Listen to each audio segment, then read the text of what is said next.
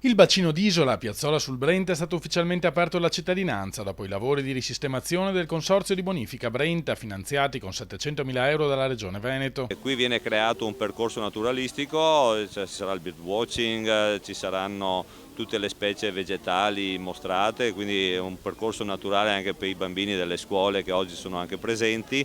Sicuramente una sistemazione che va nel senso di un recupero di un'area importante, tradizionale e naturalistica vicino al nostro Brenta.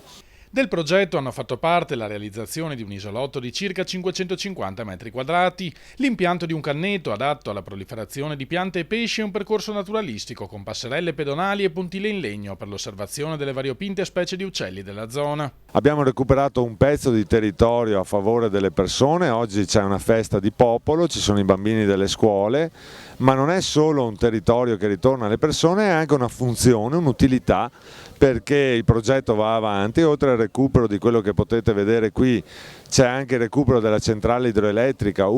Il consorzio ha pensato di riattivare anche la funzione energetica con una producibilità annua di 600.000 kWh, un vantaggio ambientale ma anche economico perché fornirà un'entrata aggiuntiva al bilancio dell'ente, consentendo di investire in opere idrauliche necessarie per il territorio.